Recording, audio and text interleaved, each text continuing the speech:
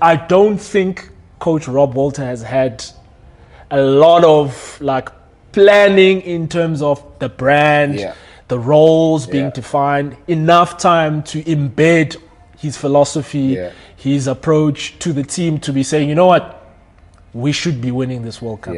I think we got the players, but I'm not sure if the plan has had time to be instilled for us to be able to say we are winning this World Cup, but we do have the players. Hello and welcome to yet another episode of the All-Rounders SA show and channel, and no longer podcast, as I am being reminded all the time now that it's not a podcast, it's a channel, it's a show. There's so much content that we'll be going to be rolling out with myself, Pila Sanders Kwaba, and of course, Nono Pongolo is also in the house.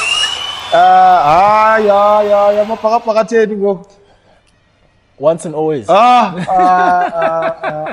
Nonzo, you're right? All good, Baba. All good. It's Workers' Day today. Workers' But Day. we are working. Yeah, the man behind everything is making us work. But we needed to do this because I think, like you said, World Cup squad was announced. Yes.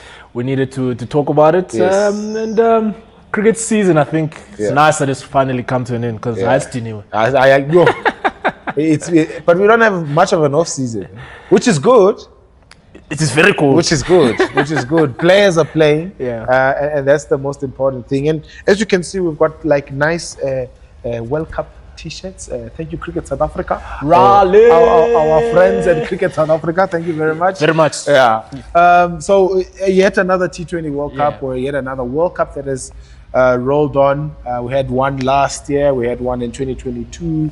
For the next sort of 10 years, up until about 2031, there's going to be either a 50 over World Cup or a T20 World Cup. There's a couple of Champions trophies in the mix as well. So no time than the present and the next 10 years for South Africa to try and win some sort of silverware when it comes to ICC events. So, as you said, Nons, there's a T20 World Cup squad that has been picked by the coaches and the selectors to represent South Africa in that T20 World Cup in the USA and West Indies. And there's two squads. Essentially, there's one that's picked for the pre-T20 World Cup series against the West Indies, which doesn't include some of the players that are involved in the Indian Premier League currently. And I think by that stage, when that tour rolls on, will be the playoff stages of the Indian Premier League. So it's a good opportunity for those guys that have been picked in that pre-sort of T20 World Cup squad to play in that series, because it gives the coaches an idea in terms of what the next tier is, what the next sort of skill set there is to either replace guys that might be injured or, lost to retirement or whatever. Cricket is a fickle game. There's a lot that happens. But it looks good. It looks like a squad that has been rewarded for form, that has been rewarded for some solid performances in different competitions, including the SA20 and the CSA T20 Challenge. Some notable inclusions there: Patrick Kruger and Ngaba Peter, who are uncapped at international level. What do you think? What do you make of it, Nons, that pre-T20 World Cup squad? And then we'll speak about the T20 World Cup.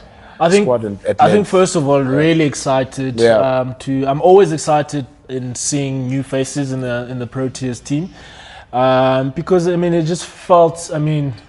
Some of the times you probably know the squad before they announced. You can pick, and it's kind of been disheartening as someone who's played domestic cricket. Kind of like, what is the point of domestic cricket? Because at times you just feel the coaches are preset in their thoughts and they're preset in what they think of certain players. And the likes of Batman to have basically kicked the door down.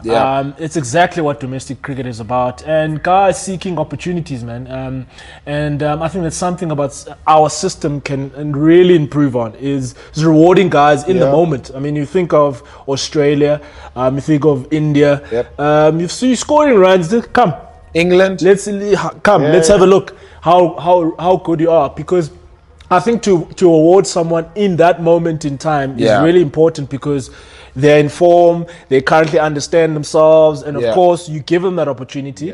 And that opportunity, I think, sometimes get misconstrued by a lot of people, is that it's not saying this person now is going to play for South Africa for the next 10 years. Yes. It's literally saying, okay, where are you at this level now? Yeah.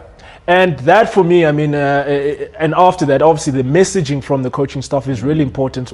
If someone doesn't meet or doesn't really take off at international level, it doesn't mean now close the door, don't see that person again. Okay, guys, we thought you were lacking here. Go back to domestic cricket, work on these things, we'll keep an eye on you, and then we'll keep following. So that, I think, for me, is something that we can really improve on, and I think it's really nice, I think, to have had a SA20, which I think a lot of people are, I mean, we can say it's a higher level. It's probably a closer level to international cricket. And the likes of Batman have taken to it. The likes of Bretsky have taken to it. The likes of Rickleton, kind of nailing down already what we thought of those players. So that competition is allowing now coaches in South Africa to say, you know what, without really exposing guys to international cricket, we've already seen a good sample size of this person operating at an optimal level with these types of players around him. So that's, I think, is really important of the domestic cricket and SA20 playing its part. Otniel Bartman, 15 wickets in 2023, SA20, 15 wickets in SA20 2024. He's one person that you obviously mentioned about him literally kicking the door down for selection. He's been part there and there. Injured and COVID. It's like he gets injured at awkward times. I was praying so much. Like when I saw his name, I was like, please wrap him up. Don't let him outside the house. He must go from his house to Kingsmead, bowl, come back. He mustn't even go to Old Soren. He must just stay. He must just stay in Kingsmead. So it's good to see those guys. But a guy I think a lot of people are maybe surprised about, and just to emphasize on the SA20 and the importance of it and the level that it's being played in terms of its standard of cricket. Patrick Kruger, he comes in as a replacement player for the eventual champions, the Sunrisers Eastern Cape. Plays a significant part of what Coach A.D. Birrell wanted. Sisanda Magala, yeah, for Sisanda Magala.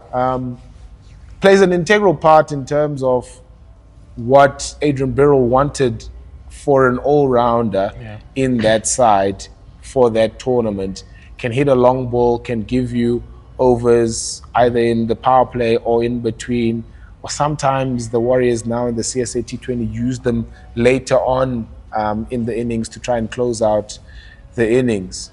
But a player like Patrick Kruger is a prime example of players getting opportunities at a higher level, improving not only their skill but also their self-confidence that I can play at this level. And that's what you essentially need in terms of player development in this country. Spot on. I think at times, because we've never won the World Cup, South Africans maybe believe we don't have the required talent in South Africa. And we have talent in South Africa. How we've nurtured it, maybe there's question marks. And giving opportunities, maybe there's been succession planning, maybe there's, those are the question marks. But the sheer ability and raw talent is here in South Africa. And what stands out for me with Sunrisers Eastern Cape is a coach who was willing to back South African players. Because if you look at that Sunrisers Eastern Cape side, most of those players are South African players.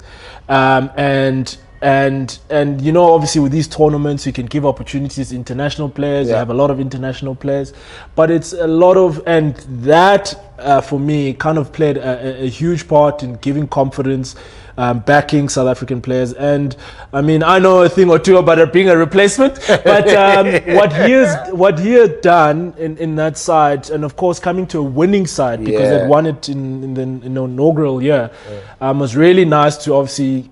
It looks like the role is defined. He knows what he needs to do, and you felt that they knew the grounds that he needed to play in, as well. So again, really nice to obviously he was back there, and he really took that opportunity. And this is the reason why now he finds himself in the Proteas team. And I think the most important part as well, which we don't talk about, I think South Africa in the past has been blessed with a lot of all-rounders. Yes. Andrew Holt, Van der Vaart, Sean Pollock, Mark Boucher. I'm not going to count Callis because he was a freak. I'm talking about he was a different set. From 6 all the way to 8, 9. Lawrence Kloosner, Nicky Boyes, Justin Kemp. South Africa has always been blessed. Robin Peterson blessed to have those types of cricketers. And I think in recent times, South Africa has struggled to produce those type of cricketers. And the reason why I say that, at times games need to go down to the wire. And if your 7, 8, 9 don't have obviously not all your games can be finished by your batters. But I'm saying the ability for South Africa in the past to have guys coming in at 7, 8, 9 and can win your games is something that was a strength to South African cricket. And you feel that now we're sitting in a position where we're no longer producing those players. I think there's a question mark in terms of why that is happening. And I think we really do need to go back to school cricket and find out what is happening in school cricket that, again, those players are not coming through. And so the likes of Patrick Kruger, the importance of them in South African cricket right now, it's good for Coach Rob to have a look, because we are looking. Obviously, Andy Lepetligwa was another guy who was around that position. And I mean, Marco Jansen, his development in recent years, it probably was, you can't say it was planned. He has really stepped up his game and showed us, and all of a sudden South Africa's like, okay, he's our number 7. It wasn't like, because for many years we're looking at Vian Mulder, and Marco Jansen has kind of popped from different side and really taken it, and now he's become that number 7 for South Africa. But South Africa still need an 8. And I mean, you look at most of our teams, the top 6 is just out and out batters. So it puts pressure on Stubbs to contribute a little bit with the ball. It puts pressure on Markram to also contribute with the ball and find ways. So we are looking for those type of cricketers that can play an overall part in or contribute towards the team. Here's an interesting question. I mean, you mentioned Stubbs, him having the ability to contribute with the ball. Would you rather have him keep as a second keeping option? And I know there's Quinton de Kock, Ryan Rickleton, Klaasen. Man, there's a lot. So I don't think there's a reason for us to box him. I think the unfortunate part about him now, he needs to find time for all of those things. So he needs to find time to continue working on his keeping. He needs to find time to also bowl a few overs. Because I feel, I mean, you look at New Zealand,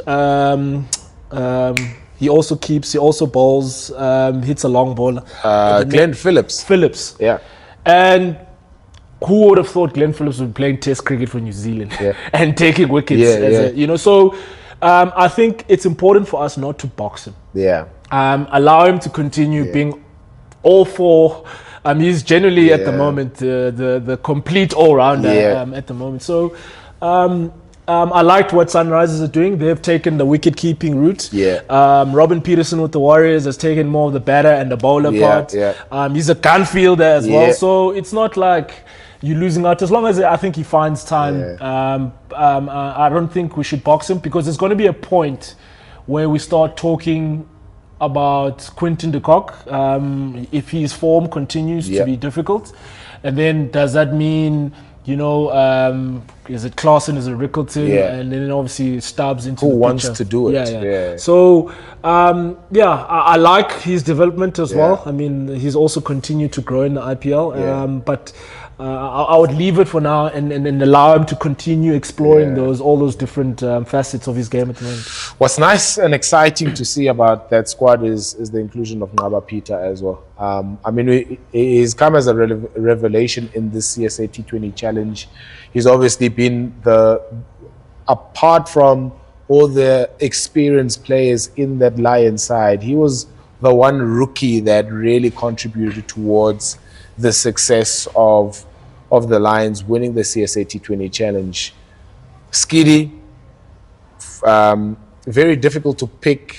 A lot of people liken him to Rashid Khan. Fast arm action makes it very difficult for the batters to make quick decisions because of how flat and how skiddy he is in terms of his stock delivery, which is very difficult to try and pick. He's also got a nice googly, bowls at a decent pace as well as leg spinners.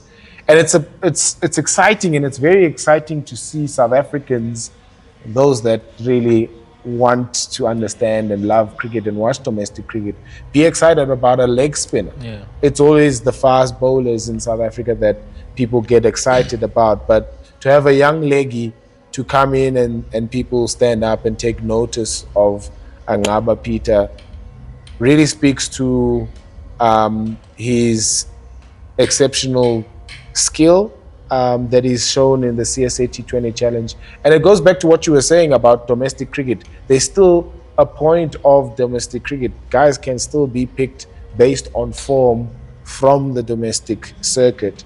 So it's very nice to see a guy like Ngaba Peter, also very young. It's not like this is him now, finished product. He's going to come in and immediately dominate at the international level. Patience at 21. He's a leg spinner, which is probably the most difficult art in terms of bowling in cricket. But it's exciting times to see guys like that being rewarded for form, recent form as well. 100%. I am very excited about Ngaba Peter, not trying to blow air up his behind. But I think it's important to have... I always get excited by three roles: all-rounders, fast bowlers, and leg spinners. And we've mentioned we have, in the next 10 years, so many World Cups coming up. And of course, we've got one in 2027 in South Africa, Zimbabwe, Namibia. And for me, fast bowlers, likes of Kagiso Rabada, are going to take wickets up front for you.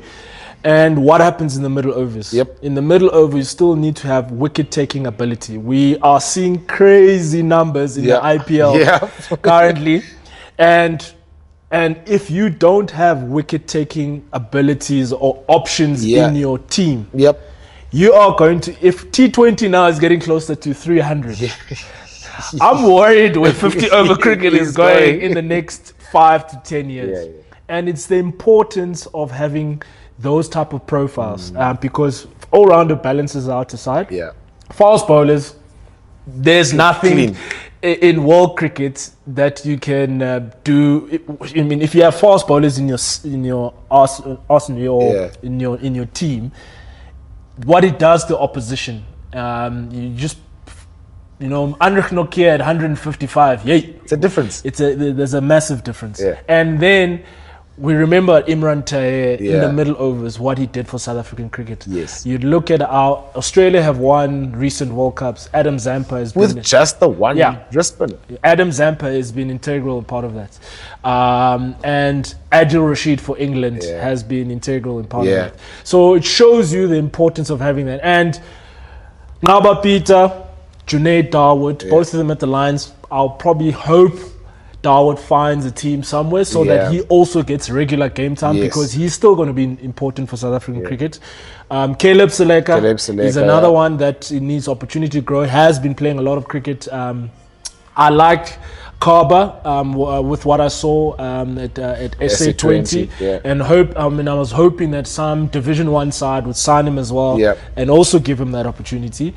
So South African cricket needs more leg spinners to come through, and for me, it's so important because it gives us a chance in the middle overs. And at times I hop on this topic a lot because it feels like the game, your finger spinners are slowly being. I mean, if you can't take wickets in the middle overs, you can stop the game. Yes. But you need a Caleb Seleka, you need a Ngaba Peter on the other end doing the job for you. There's a reason why Ngaba and Bjorn works. Yep. Because we've seen Eddie Lear and Aaron Pangiso at the lines. Work. We've seen Shamo and Pangi at the Titans. Yeah. It's a thing that works because without Bjorn, Ngaba is not going to be as effective as he has been. Yeah. So it shows you the importance. So Keshav is important, but Shamsi makes Keshav's job even better if he's successful. So it's really a Jadeja,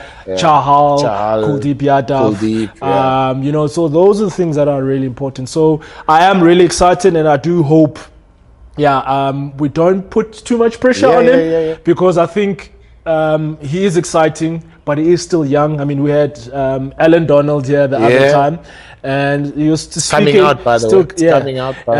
He mentioned still the technical things that they were working on. They were working on his run-up to make sure that at the crease he's at his strongest, making sure he's building up like Shane Warne like did. So some of the things that he will continue to work on, because at times maybe his bad ball is the short one. Maybe sometimes dropping the front arm, which means he drags down his bad ball. So those are the things that he'll need to work on. But he's got time, and as long as he's got a good group of people around him, making sure that he continues to grow.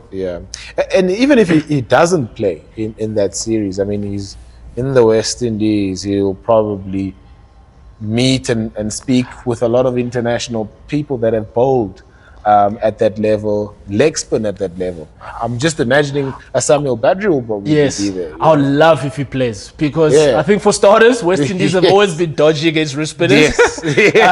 And on top of that, probably one of the most aggressive group of players in world cricket when it comes to white ball cricket.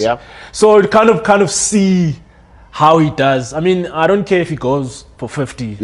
But like to just see how he handles that moment playing against the caliber of players, because West Indies powerhouse. They might be still in the IPL, we don't know, but West Indies as a player playing T20 cricket, you want to test against those guys because Kangala one one is not something they look for. It's not the first option. One is probably the third option.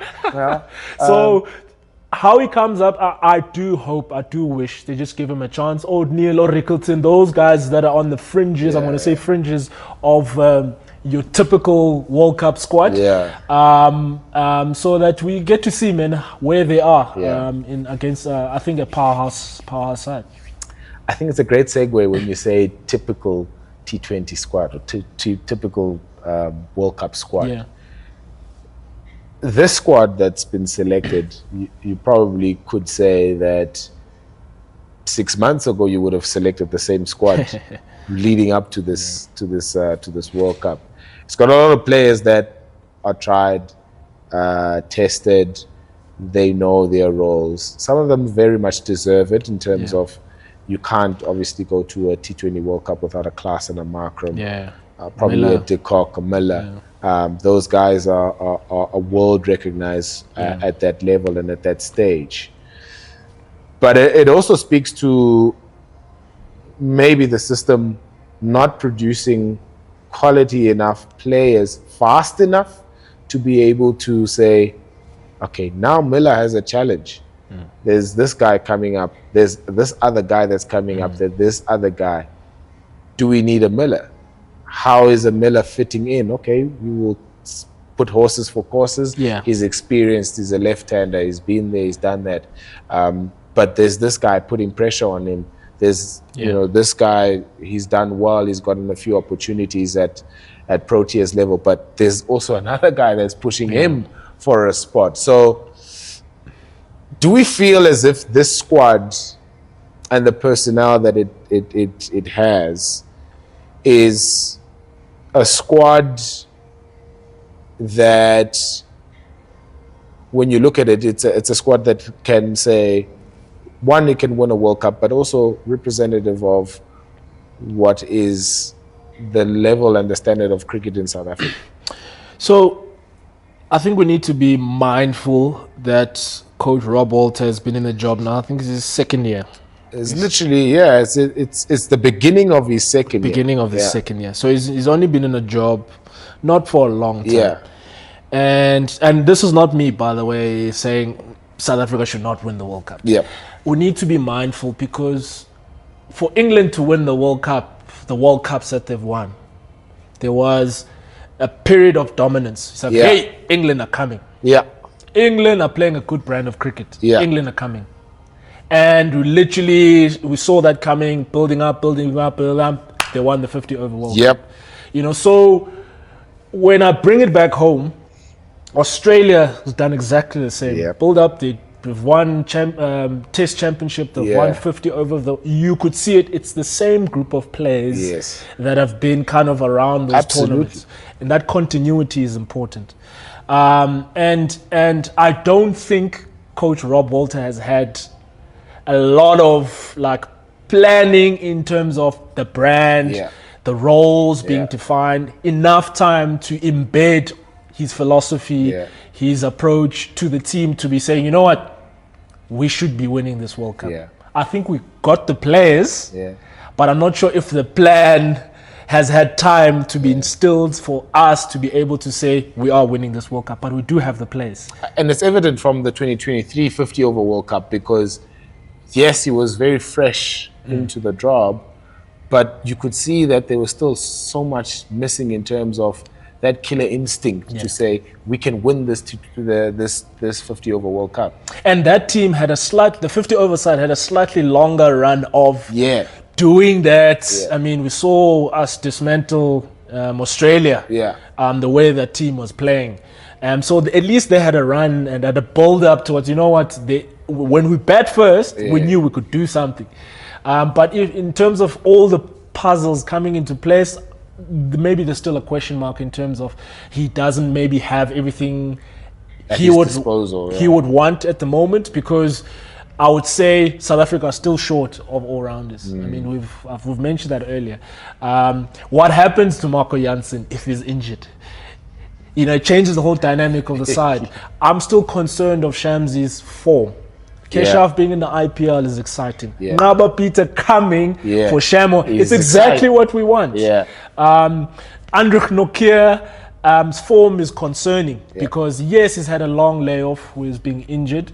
And he's obviously going to probably the worst time to be coming back from injury, going to the IPL when the average score is 250. Probably not the best thing, but he's, again, continuity, trusting the man, backing him. Maybe he just needs the continuous run of play. Kagiso Rabada, we're hoping that can really show us why he's the spearhead of that thing. I feel sad. I felt for Nandre Berger, and honestly, I love a left arm. Quick is a different variation, but it's how do you put it together? O'Neal Batman skidded at the wickets, run of form, CSA T20, SA20. He's been kind of, and also the type of player that he is. I think people also need to be mindful, because it's easy to just compare the name to other players, but the role that Batman plays. Middle overs, I mentioned the likes of the wrist spinners, but Batman in the middle overs, skiddy at the stumps, wicket taker. It offers South Africa, so you can someone who could bowl with Shamsi or Keshav in the middle overs in tandem, give South Africa that containing and also ability to take wickets. But the importance of backups, it's something that I've been saying for a while. Competition within the South African squad is important. So now, all of a sudden, in the fast bowling unit, there's so much that's been added. Nandre Berger now is thinking, hey guys, I want to be going to the World Cup. I remember Owen Morgan saying something really important.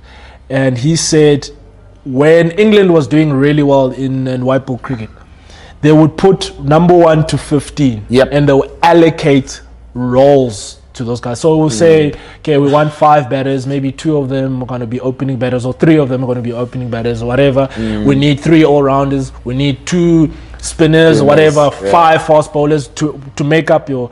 And that for me is the thinking now that we should have, because we're thinking, what do we need in that World Cup to complete this team?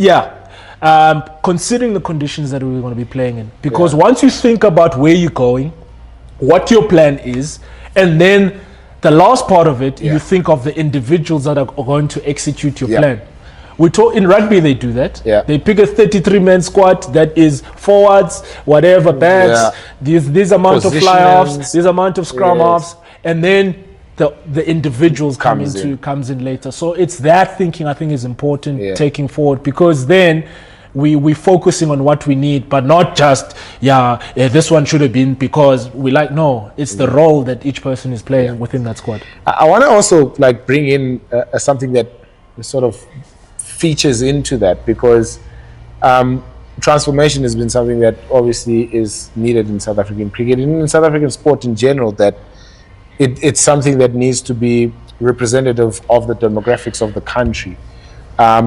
This squad that's going to the USA and the West Indies only features 1 black African player, which is Kagiso Rapada. The rest, the players of color there in that squad, Batman is Otniel Batman, Shamsi, Keshav, Fortuin. And then obviously I counted 5 initially in the 15. Reza. And then yes, Reza as well. 5 or 6. Reza. You've got Bjorn, you've got Keshav, you've got Shamsi, you've got Kagiso, and you've got O'Neil Batman, 6. So out of 15, and then of course in the bigger squad, because you've got 2 reserves, which is Nandre Berger and Gidi. And Lungi Gidi. And I think, of course, it's going to be a talking point. Let's be straightforward. It's South African cricket. It's going to be a talking point. But I think this time around, it felt that it wasn't much of a thing. Which is... again, I think it speaks to, I think we mentioned SA20 as being the most important tournament in terms of how the coaches now are thinking, because if you give opportunities to players and they do well at SA20, because we believe it's much closer now to international cricket than our domestic cricket, it's that exposure. And again, we got to go back to SA20 and say, without SA20, would we be backing the all-rounder now that's been given Patrick Kruger an opportunity? Without SA20, would Patrick Kruger be in this World Cup squad? Or in international 100% recognition? I don't think so. No. I don't think so. So it shows you the importance of the SA20 right now in South African cricket. And let's be honest, the opportunities that have been provided there for players of color, it's not a lot. And that's something I think to develop South African players, that tournament also plays an important role in giving exposure. I mean, I know from myself being in a change room, although Chris Gale, being in a change room, with those type of players, what it did in terms of, the knowledge and, what you got, training against those players, what it does. Dan Christian, for me, it was it was important. So, and we really need to be intentional with that SA20, because it is part of the development of South African players. Importance of SA20 in terms of it needing to be a tool to provide opportunities for players of color, black players in the country. Thank you so much as well to Sean Analytics, because I got this from him and the numbers in the SA20 in the 2 seasons that have been played.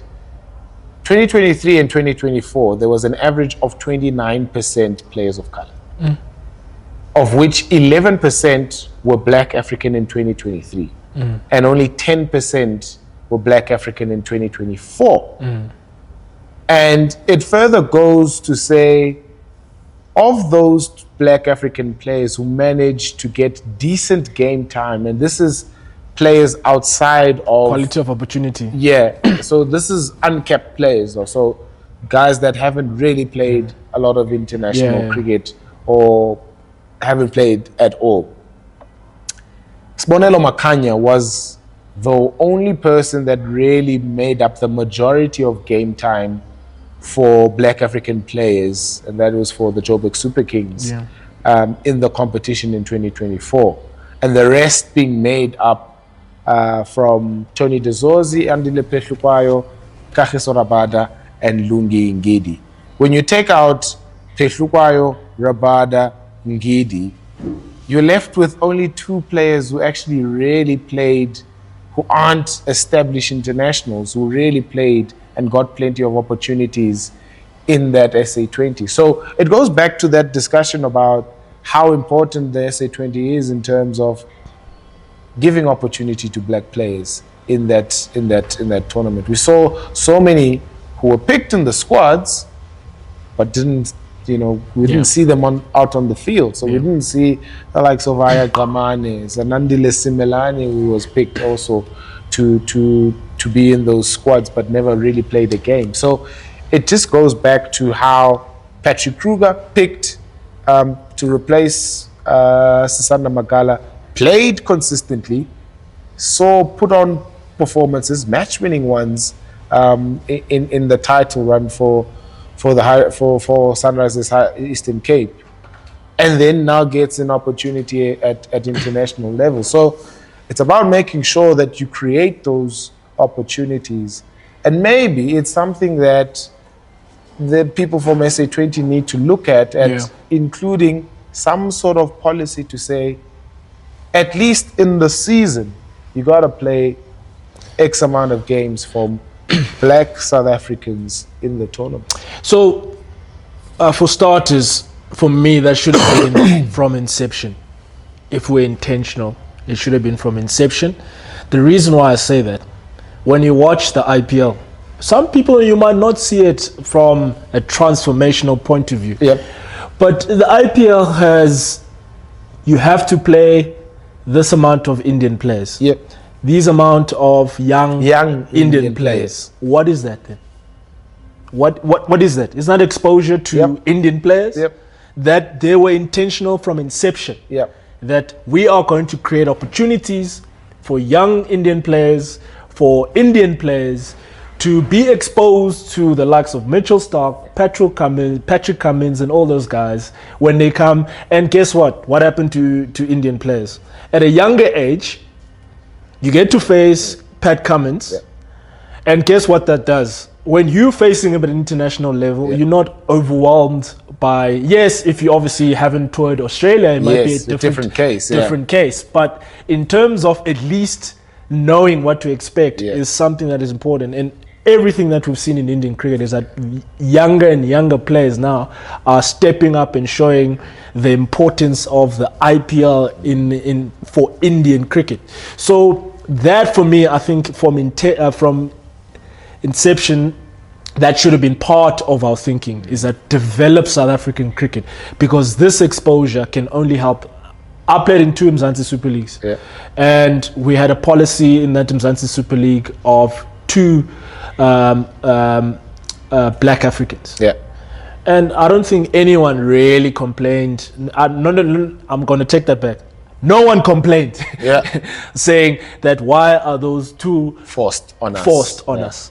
And the quality was also of a really good standard. So it shows you that if you are intentional, it can be done, and it exposes South African players, to be better. The other thing that I want to go back on and say, I think for me, I wouldn't say SA20 play these players.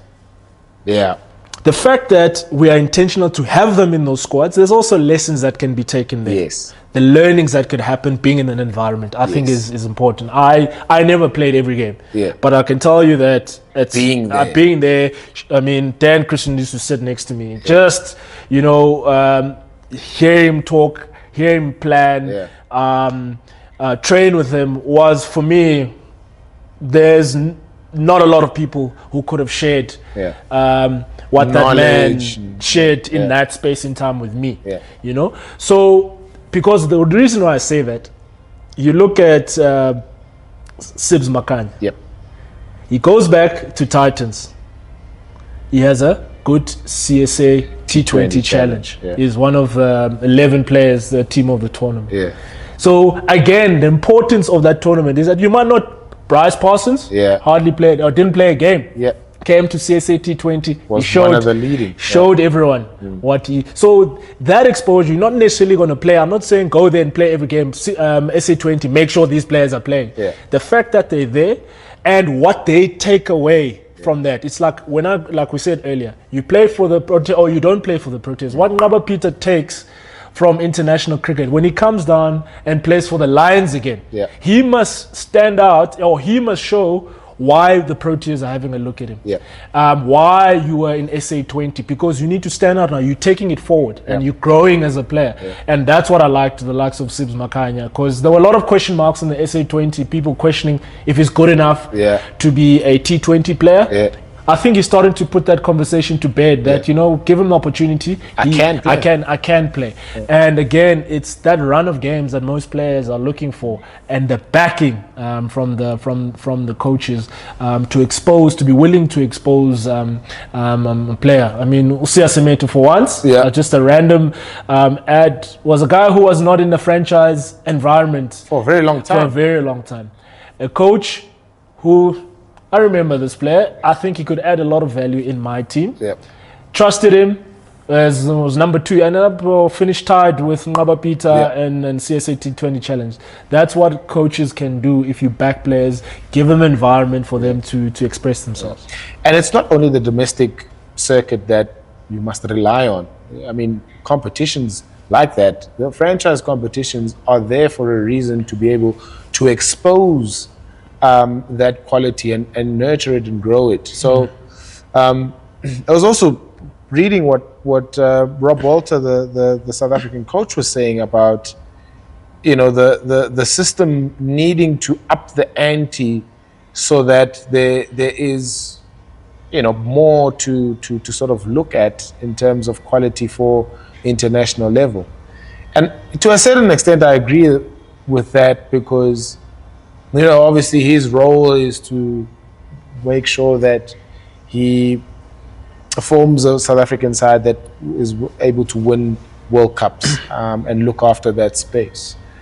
But I think there's also a greater role that he can play in terms of making sure that players are given an opportunity much earlier at international level to say, this is a player that we're looking at, and this is what you need, the set of skills that you need to be able to make it at international level. This is what you need to sharpen up at. This is where you're lacking. This is where you're really good at. So make sure you don't lose this. You harp on it, you sharpen it, you improve on it, so that you can come back a much bigger and much better player. And I think that's so important, because it gives players also belief that if I put in performances, the coach is looking at me to make that step up.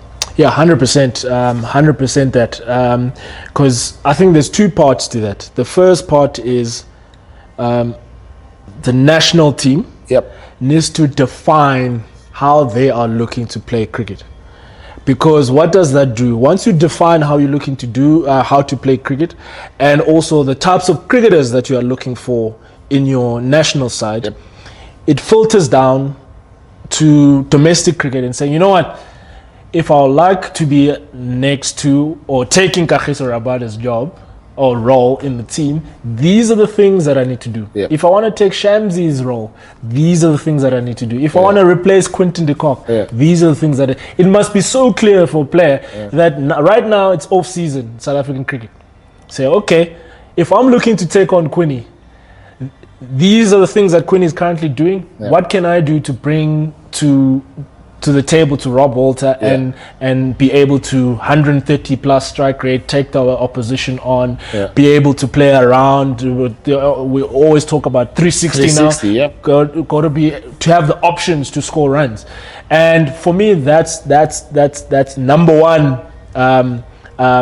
part of it. And then the second part for me is I like to watch and I've listened a lot in terms of what the Springboks have been doing. They won for 4 World Cups, guys. There should be something that we take away, and especially how Rassie has handled the transformation part of the Springboks, and that for me comes from those alignment camps.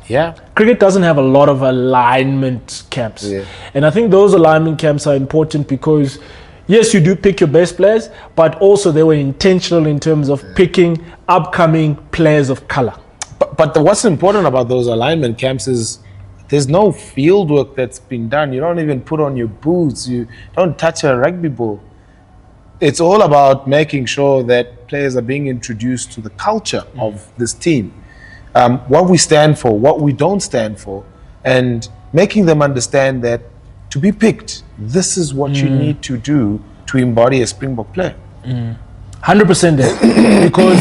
because I think it's easy to say, we're going to give you an opportunity to play, and then if I bomb out, you're done. That's it. But like those things that are important, understand.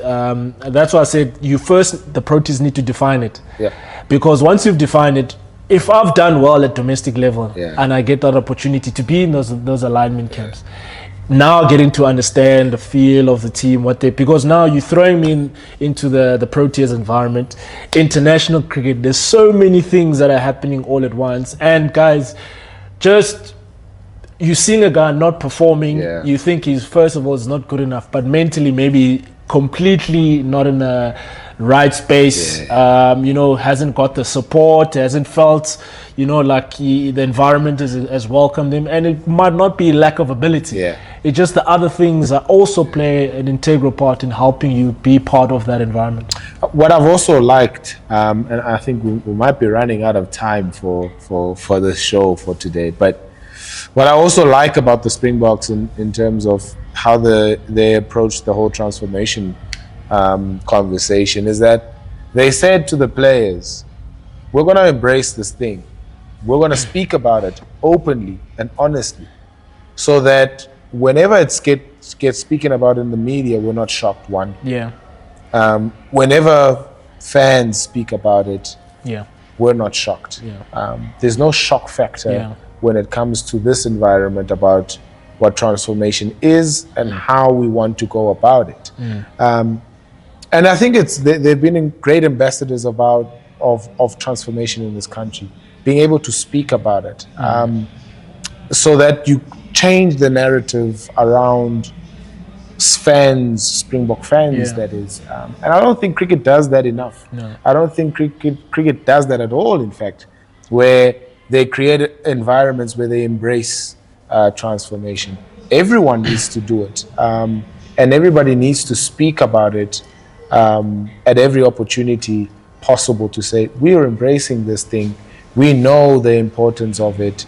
This is why we want to make sure that these things are covered so that nobody finds faults in the selection process of all the players that represent South Africa. It's not just the focus is on Lukhanyo Am or Siya Kolisi or Trevor Nyakani. These guys now, Siya's in the team. Trevor's in the team. Great. We're much stronger because we look at the player, not the color in the skin. And then it goes back to what I said earlier. The mindset of picking individuals and fitting them into a team, that's always going to be our stumbling block. if we say this is the team that we're looking for, and players happen to be these job done, that's the mindset. Yeah. And that's why I keep saying it's important for South African cricket to define how they're looking to play, what the policy in terms of representation, and currently now, like I said, he's starting his second year. Say, I don't have the tools or the players that I'm looking for to be part of this team. But this is our plan. Because by 2027, we want to have a squad that represents.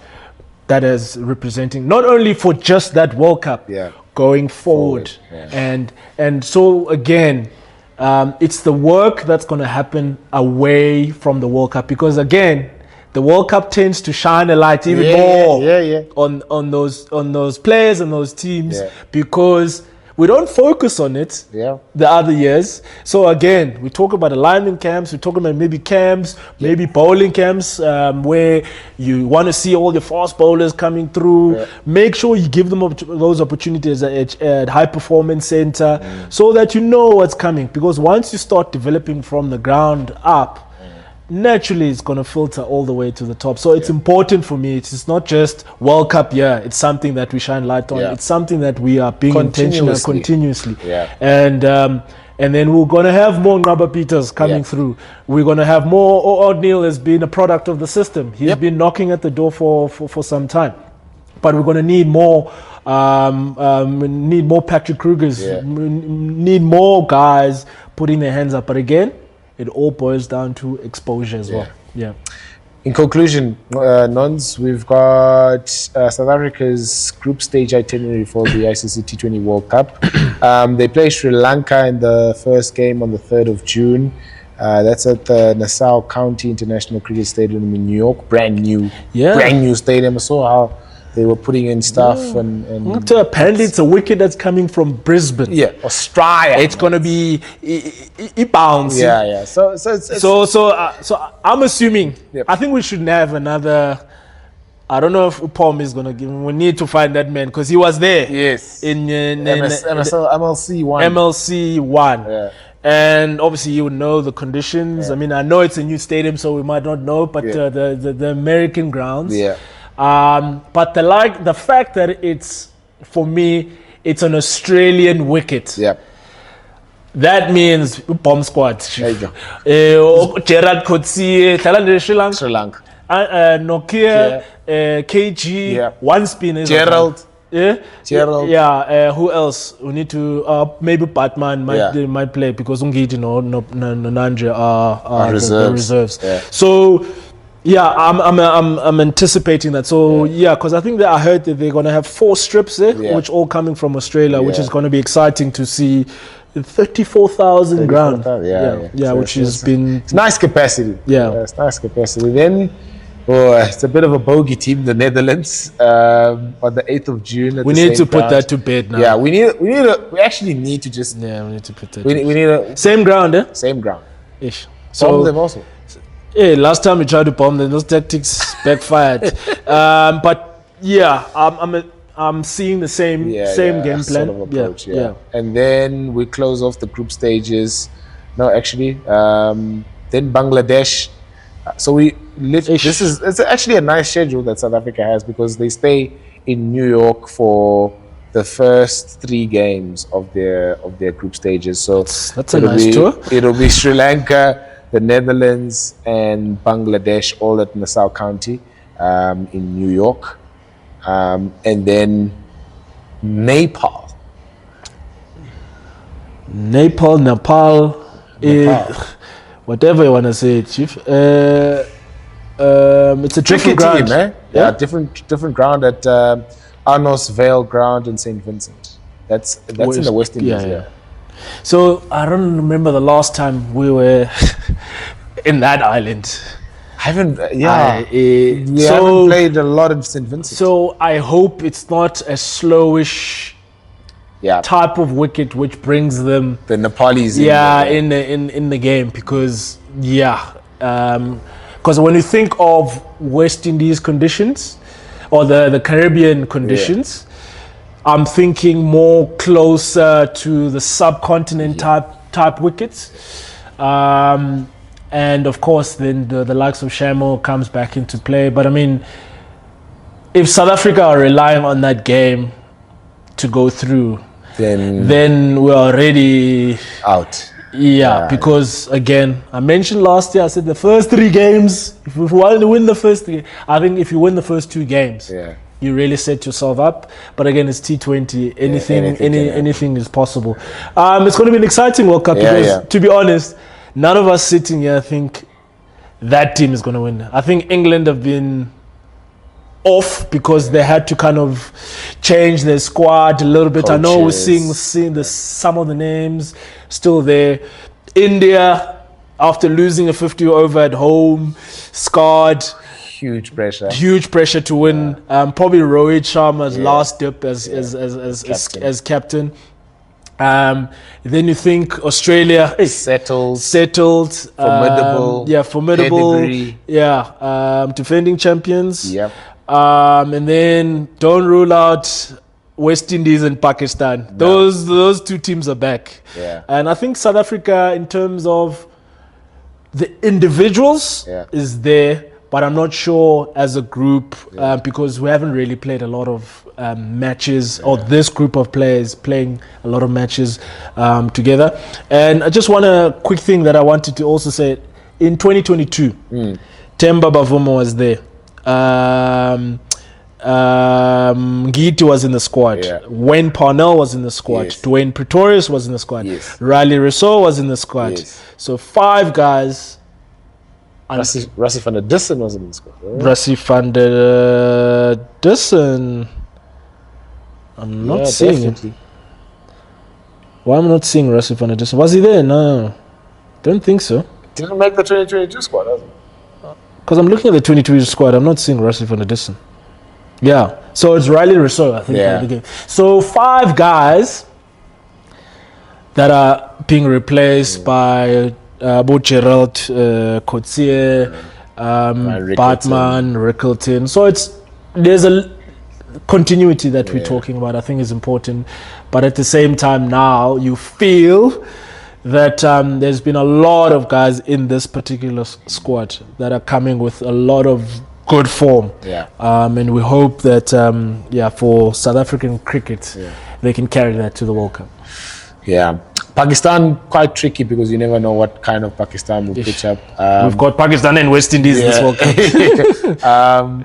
But they've also, which is interesting, they've employed 2 different coaches. Gary Kirsten and Jason Gillespie. As which one is red ball and which one is white Gillespie ball? is red ball, Gary is white ball. So and Azam Mahmood as assistant coach. As assistant for throughout those formats. So that's interesting because I mean, Gary's a wily old fox, you'll be able to, because he was also part of that Netherlands setup.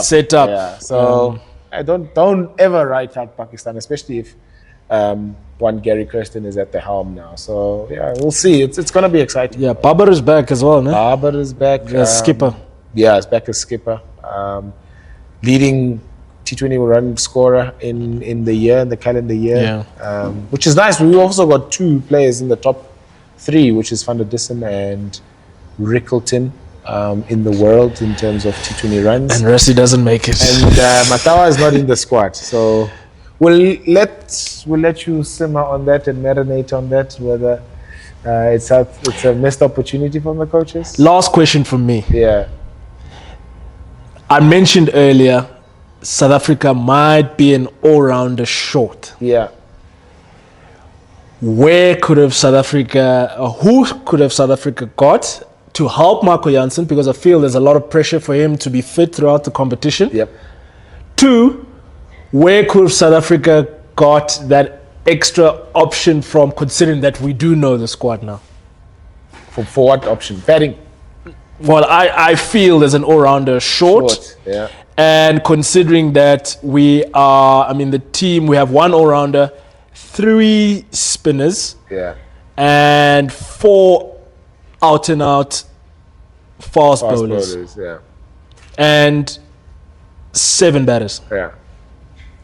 Where could South Africa got that one extra all-rounder to help Marco Jansen? The only option for me, viable option, with both bat and ball for me is Vian Mulder.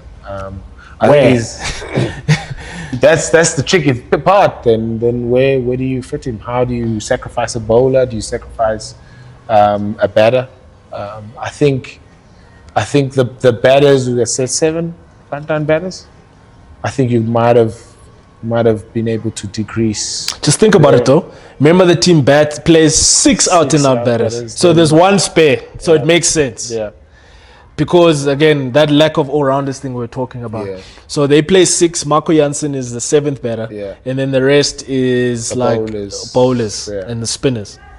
So I understand we call it the 7 split. Yeah. 3 spinners. Could there maybe one of them, and then you say Markram, Stubbs, can you give us a couple of overs? And then maybe you leave one of the spinners. It's tough though. How often has a Stubbs bowled? Yeah, then that's the question that the coaches are asking. Markram bowls. I think Markram consistently enough needs to come up in T20 cricket more often. He usually bowls the mandatory first over. Yeah, he always gets the first one out of the way to see what the conditions are like. Yeah. And then he shanks himself out to sweeper or skipper now in the ring. Or in the ring. Yeah. So I think more overs from him are required. You still need to answer the question, Chief. It's tough. I don't have an answer. I just arrived. I don't know. Okay. I really don't know. It's tough. I think for what we have at the moment and the kind of way that I'm thinking the coaches want to play, the squad and the splits in terms of the disciplines that have been picked in the squad cater for what they probably think is going to be a winning team in the Caribbean and the USA. But I would like to see an extra all-rounder always in any squad, whether it's T20 cricket, one-day internationals, or test match cricket, where you have the luxury of, if this guy breaks down, I can call on this guy who is of the same ilk, same quality, same caliber as the one that I've lost, who's the front line. My last part in that, which is very interesting, Vian Mulder is going to be going to county cricket. Yep. England, US/West Indies. Yep. That's not going to be an easy transition if an injury happens. That's going to be another tricky part. But I just needed to, because like I said, I didn't tell you pick Vian. You picked Vian, but on top of that, Vian is going to be playing county cricket for the next few months. Yeah. And if something does happen, he's going to be completely maybe playing Red Bull cricket or maybe just move to the T20s, the blast. Or 50 over stuff that they're playing. So that's going to be interesting. So, it's going to be a lot of management. I think South Africa will need to keep wrapping Marco Jansen in cotton wool, and hopefully he stays fit throughout the World Cup. Nons, thanks. This has been interesting. Let us know your thoughts as well on what the squad composition looks like. I think they have a camp on the 13th of May. 13th to the 17th. Yeah, 13th to HPC. the 17th. To sort of ramp up preparations for that. Please let us know what you think of the squad, whether we're talking nonsense or not. We're definitely not always right. Yes. This is our opinions and what we think of the game. So please comment, like, subscribe, and hopefully we can call on our CSA friends to give us one more shirt that we can give to you guys, our lovely and beautiful fans. Thank you so much, and we'll see you next time. Thank you.